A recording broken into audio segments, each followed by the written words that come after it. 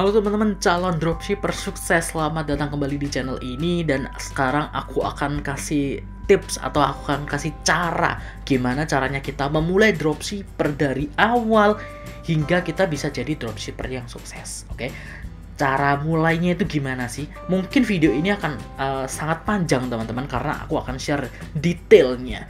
Karena aku nggak pengen kalian itu jadi dropshipper yang ikut-ikutan, karena banyak sekali dari teman-temanku yang tanya gitu. Ada banyak sekali dari orang yang tanya juga, "Kak, aku tuh pengen jadi dropshipper tapi bingung mulainya kayak gimana." Tapi waktu aku jelasin, mereka bilang bahwa kayak ribet dan sebagainya kayak gitu ya. Kalau misalnya teman-teman pengen jadi dropshipper yang sukses, yang nggak ikut-ikutan, ya teman-teman harus mempersiapkan dari sekarang gitu loh. Aku nggak pengen teman-teman yang nonton video ini katakan atau yang belajar di channel ini itu jadi dropshipper yang musiman atau ikut-ikutan. Jadi suksesnya itu oke, sekarang bisa sukses, tapi nanti kedepannya itu mereka nggak bisa jaga kesuksesan itu gitu loh. Langsung sepi gitu, awalnya rame jualannya tapi kemudian langsung sepi kayak gitu. Nah, aku nggak pengen teman-teman jadi yang seperti itu. Aku pengen teman-teman jadi penjual atau dropshipper yang jangka panjang, yang suksesnya itu jangka panjang. Makanya kita perlu persiapkan beberapa hal. Dan juga sekarang itu banyak sekali orang-orang yang mulai mengenal tentang dropship. Jadi karena dropship itu tanpa modal, sehingga banyak sekali yang mencoba. Nah, kalau misalnya banyak sekali orang yang mencoba, banyak sekali orang yang jadi dropshipper. Nah, apa yang bisa membuat kita itu bisa menang melawan mereka?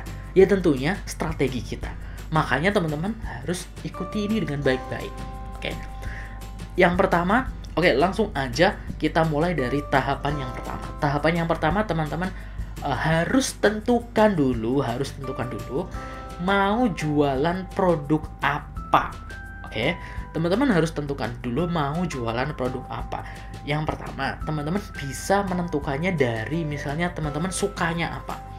Misalnya teman-teman suka, oh aku tuh suka banget ini Kak, bikin baju, atau aku suka banget memperhatikan style fashion, OOTD dan sebagainya. Ya udah jualan baju.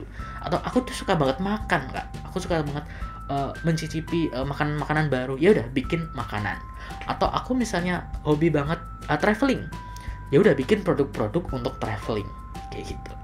Atau mulai dari peluang, mulai dari yang kalian rasakan. Misalnya kayaknya ini apa ya, aku ngelihat itu kayaknya banyak sekali orang yang nyari. Misalnya ada orang yang nyari, banyak sekali teman-temanku itu nyari katakanlah kardigan rajut misalnya, ya udah jualan itu. Oh, banyak sekali dari teman-temanku itu Kak ternyata nyari ini misalnya tasbih digital misalnya, ya udah jualan itu gitu. Tentukan dari yaitu tadi, dari peluang yang kamu lihat atau dari yang kamu bisa kayak gitu. Tapi ingat, jangan aku sarankan pribadi itu jangan ikut-ikutan. Kalaupun ikut-ikutan, teman-teman harus riset dulu. Misalnya ada temen yang sukses nih bisnis, katakanlah bisnis hijab, katakanlah ya, bisnis hijab. Nah, teman-teman jangan langsung ikutan bisnis hijab. Enggak. Kalau teman-teman ikutan bisnis hijab, nah teman-teman melawan ininya teman-teman, jadi kompetitor gitu loh. Jangan. Tapi riset dulu. Ini masih ada peluang nggak nih? Atau jangan-jangan marketnya ini udah kesana semua nih. Nah, kayak gitu. Atau udah banyak nih yang jualan hijab yang kayak gini. Kalau misalnya memang ada peluang di sana, ya udah jualan aja. Tapi kalau nggak ada, ya jangan. Kamu nanti akan menyesal sendiri nantinya kalau cuma ikut-ikutan. Dan ikut-ikutan tren itu hanya akan sukses sesaat doang. Misalnya trennya udah turun, set, ya teman-teman nggak bisa melanjutkan kalau nggak ada inovasinya. Oke, makanya aku pribadi nyaranin teman-teman kalau pilih produk itu ngelihat dulu nih, ini yang lagi dibutuhkan nih apa nih, di sekitar aja, di lingkungan teman-teman aja, di tongkrongan misalnya. Oh, tongkronganku ini teman-teman ini nih banyak yang nyari apa misalnya ikan apa kayak gitu yang langka misalnya kayak gitu, ya udah jualan itu. Atau tongkronganku ini ternyata banyak yang nyari misalnya apa ya, sepatu olahraga atau sepatu, ya udah jualan itu gitu. Segampang itu kayak gitu. Nah, kenapa aku bilang kayak gitu, karena ya itu tadi, itu riset yang paling gampang menurutku. Kalau misalnya teman-teman pengen bener-bener serius, ya teman-teman riset, tanya ke random orang, kira-kira yang dibutuhkan apa, kira-kira mereka itu mau apa ya, sedang nyari apa yang ingin dibeli, apa yang diinginkan kayak gitu. Itu kita harus riset kalau teman-teman pengen detail. Tapi kalau pengen teman-teman pengen gampangnya, ya udah di tongkrongan aja, mereka butuhnya apa kayak gitu. Oke. Nah, setelah menentukan mau jualan apa, teman-teman jangan lupa untuk bikin database. Bikin database ini adalah database supplier. Karena teman-teman ini nanti akan jadi dropshipper yang tanpa modal, teman-teman harus punya database supplier. Oke, database supplier itu seperti ini, teman-teman. Nah, seperti itu ada katakanlah nama, kemudian ada kontaknya, kemudian ada misalnya produknya ya, nama produknya apa, nama suppliernya apa, kontaknya, kemudian nanti ada strategi harga jual, harga beli dan harga jual kayak gitu. Nah, seperti yang aku sudah jelaskan di video sebelumnya, kalau misalnya teman-teman ngeset harga jual, kalau misalnya teman-teman dapat produk apapun lah katakanlah ya, harganya katakanlah nanti ya kalau setelah nyari supplier, nanti harganya misalnya dari supplier 100.000 dan teman-teman jualnya itu 300.000, 500.000 gitu. Oke, itu ada strateginya sendiri teman-teman. Teman-teman gak usah takut, oh nanti nggak laku, enggak. Itu ada strateginya sendiri. Oke. Nah, setelah teman-teman bikin database seperti yang aku jelaskan tadi, aku gambarkan tadi, barulah teman-teman nyari suppliernya. Oke, nyari suppliernya. Nah, kalau teman-teman pengen cari supplier, itu aku sudah kasih rekomendasi beberapa supplier, mulai dari katakanlah supplier baju, supplier tas, supplier piyama, supplier furniture, supplier apalagi, ada banyak lah. Teman-teman bisa cek link di description box di bawah, nanti ada playlistnya supplier apa saja yang bisa misalnya teman-teman pengen jualan baju ya, teman-teman bisa klik playlistnya, nanti cari ada rekomendasi supplier baju kayak gitu yang aku rekomendasikan. Nah, tapi kalau misalnya meskipun aku rekomendasikan, tetap teman-teman harus chat dulu suppliernya, harus chat dulu adminnya. Kenapa? Ya karena teman-teman harus tahu, harus kenal dengan suppliernya.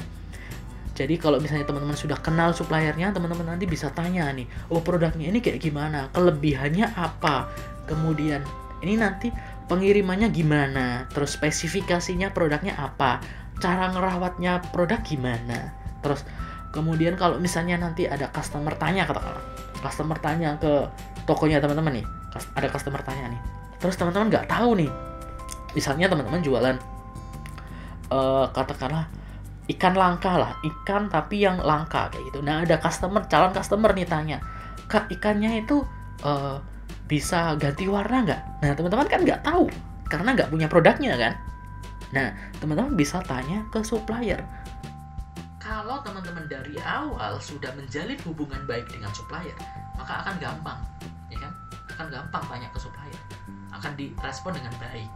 Tapi kalau teman-teman nggak pernah chat supplier sekalipun, kalau teman-teman ditanya kayak gitu sama customer, ya mau tanya ke siapa? Nggak tahu kan? Nah, gitu.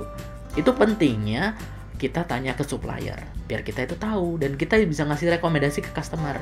Oh, ini bisa kak? Oh, ini itu punya kelebihan ini. Jadi kita bisa enak jelasin ke customer karena kita tahu. Gitu teman-teman. Oke? Dan di database supplier tadi itu kita kan sudah sediakan kolom untuk kontak ya. Nah, kita bisa tanya nih kontaknya supplier. Misalnya suppliernya ada di Shopee.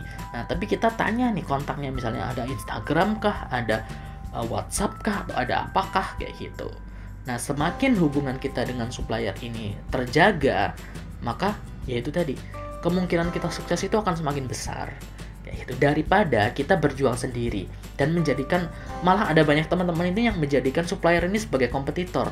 Kayak, loh kak, nanti saingan dong jualannya sama supplier. Enggak teman-teman, jangan jadikan supplier ini kompetitor, tapi jadi teman gitu. Ya bilang aja, jujur aja, saya mau dropship gitu aja, nggak masalah kok supplier. Kalau misalnya kalian mau dropship, mereka nggak akan, oh jangan ini, jangan, nggak boleh dijual, enggak. Supplier nggak kayak gitu. Memang ada supplier yang apa ya, yang bukan nggak mau sih, kayak menolak untuk dropship, ada, tapi nggak banyak menurutku gitu loh. Sebagian besar supplier, aku nggak bilang semua ya, tapi sebagian besar supplier itu mereka sangat welcome dengan dropshipper, karena ya itu tadi, dropshipper ya ibaratnya kayak marketing gratis gitu loh.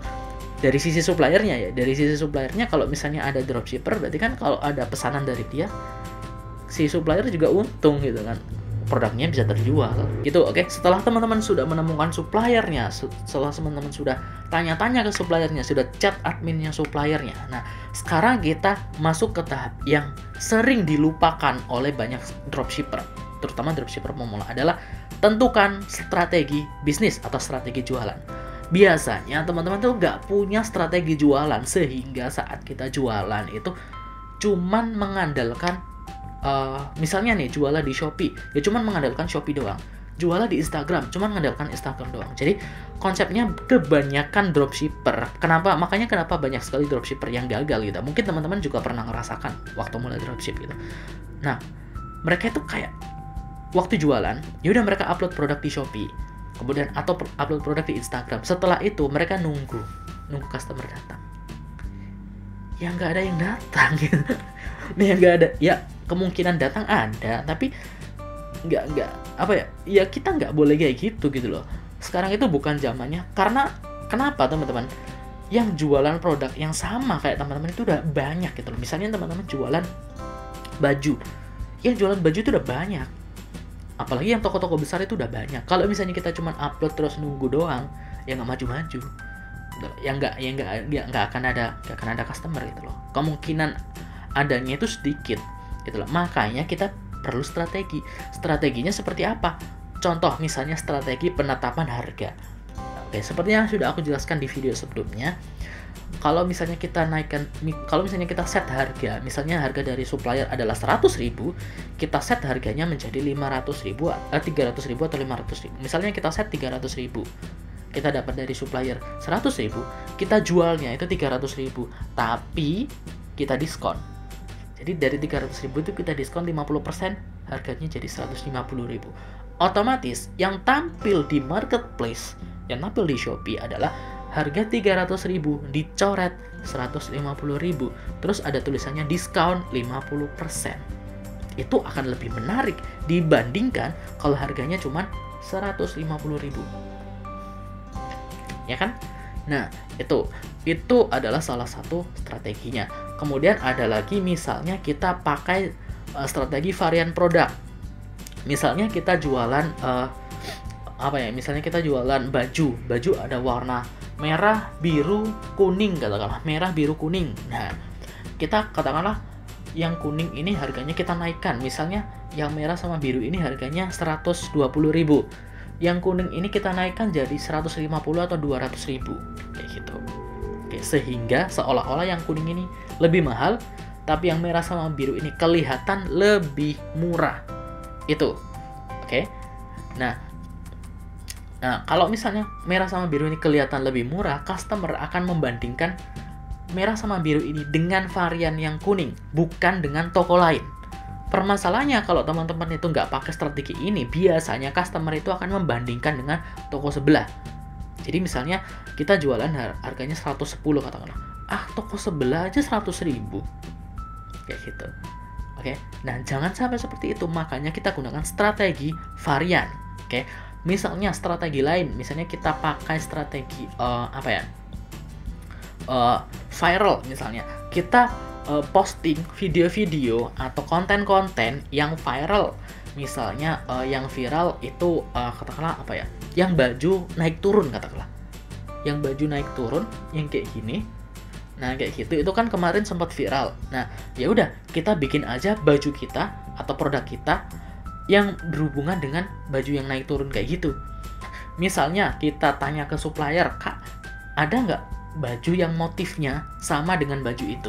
Misalnya katakanlah supplier nggak jualan baju yang naik turun, tapi katakanlah baju yang naik turun ini kan banyak. Ya, kalian bisa cari deh videonya, ada banyak sekali motifnya. Gitu kan. Nah, kalian bisa jualan baju yang motifnya sama dengan baju yang naik turun itu, meskipun baju kalian nggak bisa. Dan kalian bisa jualan dengan harga yang murah kayak gitu. Nah, kalian bisa share videonya, kemudian videonya itu karena videonya viral, kalian pun juga ikut viral. Nah, tapi di linknya itu kalian bisa kasih, atau di captionnya itu kalian bisa kasih kita juga punya baju dengan model yang seperti itu. Nah, kalian bisa kasih link di marketplace kalian. Jadi akan ada banyak orang yang pergi ke toko kalian. kayak gitu. Itu salah satu strateginya. Atau misalnya berbayar, misalnya kita endorse, kita giveaway, kita iklan dan sebagainya. Itu ada banyak banget yang nggak bisa aku jelaskan di video ini karena nanti akan panjang. Pokoknya harus ada strategi marketingnya ya, kayak gitu. Nanti mungkin aku akan jelaskan di video lainnya. Jadi jangan lupa untuk kasih like di video ini. Kalau like-nya banyak, nanti aku akan bikin strategi-strateginya nanti kayak gimana sih, kayak gitu di video yang berbeda. Oke, jadi jangan lupa untuk klik tombol like ya. Kemudian langkah yang nomor 5 setelah kita sudah menentukan tadi, barulah kita posting. Biasanya teman-teman itu langsung posting. Ini jangan teman-teman. Aku pribadi kalau misalnya bisnisnya nggak panjang, itu strateginya dibenerin dulu. Baru kita punya strategi, baru kita posting nih. Nah, langkah kelima setelah kita menentukan strategi, baru kita posting. Nah, gitu. Posting produknya ini posting produk di marketplace. Misalnya kita jualan di Shopee, ya kita upload di Shopee, kayak gitu. Oke, posting produknya, jangan lupa posting produknya itu pakai keyword. Seperti yang sudah aku jelaskan di video sebelumnya, pakai keyword. Misalnya kita keywordnya adalah baju unik atau baju desain terbaik, baju termurah. Ya udah, itu keywordnya. Adakan keyword itu di judul, keywordnya juga harus ada di description, kemudian juga harus ada di gambarnya, kayak gitu. Oke. Nah, setelah kita sudah memanfaatkan itu, jangan lupa pemilihan kategori, terus hashtag dan sebagainya itu perhatikan dengan baik. Kemudian upload produknya juga jangan satu, kalau bisa ada beberapa. Dan kalau bisa uploadnya itu jangan sekali upload banyak, tapi berjarak uploadnya. Misalnya sejam sekali atau 2 jam sekali gitu, kayak gitu. Oke. Nah, setelah kita upload produk di marketplace sudah tertata dengan baik. Nah, kemudian kita beralih ke sosial media. Oke. Kita beralih ke sosial media. Teman-teman cari follower di sosial media sebanyak-banyaknya. Oke, bikin akun di semua sosial media, di Instagram, di YouTube, di Twitter, di TikTok, di Facebook, di apalagi Pinterest atau di apalagi ya, pokoknya sebanyak mungkin sosial media teman-teman bikin akunnya. Oke, setelah bikin akunnya, teman-teman share konten-konten yang berhubungan dengan jualannya teman-teman, bukan konten jualan. Maksudnya gini, kalau teman-teman jualan baju, jangan share bajunya, jangan share jualan bajunya, tapi share apapun yang berhubungan dengan baju. Misalnya teman-teman jualan baju yang desainnya unik, katakanlah baju yang desainnya unik katakanlah. Nah, teman-teman share konten-konten yang berhubungan dengan baju unik, misalnya baju dengan desain apa kayak gitu, yang unik-unik. Tapi itu nggak harus teman-teman yang jual, nggak. Pokoknya teman-teman harus share, misalnya baju yang digunakan artis apa, yang modelnya unik kayak gitu. Teman-teman nggak harus jualan itu, tapi share aja. Untuk apa? Tujuannya bukan untuk jualan, tapi untuk mencari follower. Oke, untuk mencari follower. Oke, biar followernya di Instagram atau follower di TikTok atau follower di YouTube atau follower di manapun sosial media teman-teman itu banyak. Kayak gitu, itu dulu. Oke, kenapa aku sarankan nyari follower dulu? Karena gini, kalau misalnya teman-teman langsung jualan, itu otomatis teman-teman ibaratnya kayak apa ya? Bayangin kalau misalnya teman-teman itu di kondisi nyata ya, bayangin kalau teman-teman itu gak ada yang kenal, terus tiba-tiba nawarin jualan. Kira-kira banyak yang tertarik atau enggak? Kira-kira. Kalau misalnya nih di random di pasar atau di mana, tiba-tiba bukan di pasar sih, misalnya di event atau di acara tadi, tempat keramaian, alun-alun dan sebagainya ya, atau tempat wisata, tiba-tiba teman-teman langsung jualan. Oh, saya jualan ini, saya jualan ini. Kira-kira akan ada banyak yang tertarik atau enggak? Akan ada banyak yang ngelirik atau enggak? Mungkin iya, tapi itu jumlahnya sedikit. Dan mungkin orang-orang di sekitar teman-teman itu akan ngerasa kok aneh sih orang ini. Itulah kalau misalnya kita langsung jualan produk di sosial media. Beda kalau misalnya kita sudah punya follower. Ya, kalau misalnya kita sudah punya follower, itu anggapannya sudah banyak orang yang kenal kita. Oke? Sudah banyak orang yang kenal kita. Ibaratnya seperti kalau misalnya katakanlah di kelas, kita sekolah, kemudian di kelas itu kan kita kenal tuh teman-teman sekolah, kita saling kenal kan teman-teman dalam satu kelas. Kemudian ada teman yang jualan baju atau jualan apa. Nah, itu teman-teman sekelasnya itu akan lebih tertarik untuk melihat bajunya. dibandingkan mereka jualan ke orang yang nggak mereka kenal, gitu loh. Oke, paham ya sampai sini ya? Jadi makanya aku saranin selalu kumpulin follower dulu, kumpulin target market dulu. Oke, cari target marketnya dulu, jangan jual ke sembarang orang. Aku pernah bilang di videoku sebelumnya bahwa tidak ada produk yang tidak laku. Jadi semua produk itu laku, asalkan ketemu dengan target market yang pas. Masalahnya adalah teman-teman biasanya jualannya itu asal jualan gitu loh. Promosinya ya pokoknya promosi ke sini, ya bagus selama itu ada target marketnya. Kalau nggak ada, mau promosi segimanapun ya nggak bakal laku. Gitu loh. Mau promosi segimanapun ya nggak bakal laku. Makanya kenapa kalau teman-teman perhatikan ya, kenapa endorse atau kenapa kalau kita ngiklan berbayar itu kenapa kok bisa langsung ada banyak pembeli gitu, tapi nggak semuanya itu beli. Maksudnya gini, nggak semua orang yang ngelihat produk kita itu beli, ya kan? Misalnya kita endorse artis siapa gitu kan, follower artis itu kan banyak, ya kan? Follower artis itu banyak. Saat artis itu memposting sesuatu, produk kita, nggak semua orang yang ngelihat ini itu akan beli, tapi ada orang-orang yang ngelihat produk ini itu yang beli ke kita. Itulah target market. Oke? Yang beli ke kita itulah target market kita. Oke. Jadi ibaratnya kayak kita itu sudah punya follower yang isinya itu adalah target market kita. Kita nggak perlu ngiklan pun kita sudah akan bisa laku gitu loh. Itu intinya itu meskipun iklan endorse sebenarnya tujuannya itu kita itu cuma memposting biar target market kita tahu. Ada beberapa produk yang mungkin di endorse artis atau kita bayar iklan seberapapun nggak akan ada yang beli kalau target marketnya nggak cocok. Gitu. Ada produk yang misalnya itu misalnya produk yang aneh atau produk yang nggak biasa atau produk yang ya istilahnya itu bukan target marketnya mereka gitu, nggak ada orang yang suka dengan produk itu. Nah, tapi itu dipromokan artis terkenal. Nah, bisa jadi produk itu nggak akan laku karena nggak ada target marketnya, gitu. Tapi bisa jadi produk itu laku kalau di dalam followernya artis itu ada target market, kayak gitu. Jadi bukan berarti kalau misalnya kita endorse artis itu nanti bakal laku, belum tentu.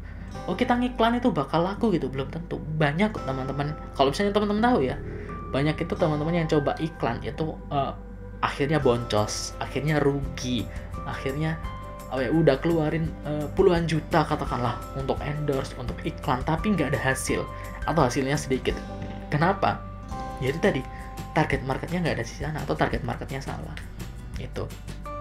Oke, jadi penting bagi kita untuk ngumpulin target market dulu, baru kita jualan. Kemudian langkah selanjutnya atau langkah yang nomor 7 adalah kalau misalnya kita sudah mengumpulkan target market, kita sudah mengumpulkan follower katakanlah, kita lihat berapa yang engagement rate-nya itu paling besar, atau berapa banyak orang yang kalau misalnya kita posting nih, berapa banyak orang yang komen, berapa banyak orang yang like, berapa banyak orang yang share di Instagram, di TikTok, di YouTube, di Twitter, di Facebook, di semua ya yang kita sudah punya akunnya atau sudah kita post konten-kontennya. Mana dari sosial media itu yang engagement rate-nya paling banyak atau interaksinya paling banyak. Misalnya yang paling banyak komen atau yang paling banyak like itu di TikTok. Ya udah, kita fokuskan jualan kita ke TikTok. Gitu. Terus kalau misalnya yang banyak itu ternyata di Instagram ini banyak nih responnya, banyak yang DM, banyak yang komen dan sebagainya. Yaudah, kita fokuskan di Instagram. Misalnya yang banyak ini ternyata di Facebook atau di Twitter, yaudah kita fokuskan ke sana. Gitu. Pilih satu atau dua yang rame, yang baru kita fokuskan di sana. Nah, setelah terbentuk followernya dan setelah kita posting produk kita, tadi ya setelah kita menemukan salah satu sosial media yang menurut kita engagement rate-nya paling tinggi nih di antara sosial media lain, kemudian kita posting produk kita ke sana. Kalau misalnya pengen beli, silakan klik link di bio atau klik link di description katakanlah, atau kunjungi toko kita di Shopee, linknya ini kayak gitu, atau username-nya ini kayak gitu. Nah, setelah banyak yang tanya atau banyak yang beli atau banyak yang engage dengan kita, barulah kita pesankan produknya ke supplier. Nah, keuntungannya lagi kalau misalnya kita itu sudah berhubungan baik dengan supplier, kalau yang di tahap pertama tadi kita sudah tanya-tanya, kita sudah menjalin hubungan yang baik dengan supplier, itu biasanya kita itu akan ibaratnya kayak apa ya? Diprioritaskan, bukan diprioritaskan, lebih diutamakan saat kita melakukan order ke supplier itu. Aku dulu juga sempat dapat waktu jadi dropshipper jilbab kalau nggak salah, jilbab atau apa ya, busana muslim kalau nggak salah, aku lupa.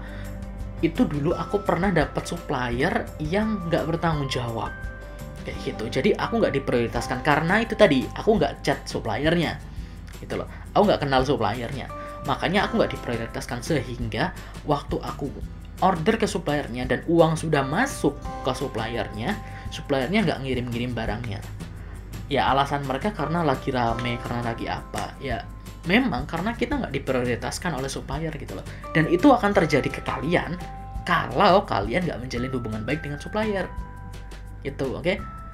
Nah, aku dulu juga seperti itu sama, dan bahkan itu kejadian itu mungkin cuma satu kejadian itu, tapi itu bisa menutup tokoku karena customerku marah, sehingga mereka marahnya di sosial media, mereka marah di grup, ya sampai banyak yang nggak percaya, order turun drastis, akhirnya tutup hanya gara-gara aku tidak berhubungan baik dengan supplier. Nah, aku nggak pingin itu terjadi ke kalian, makanya aku sarankan jalin hubungan baik dengan supplier.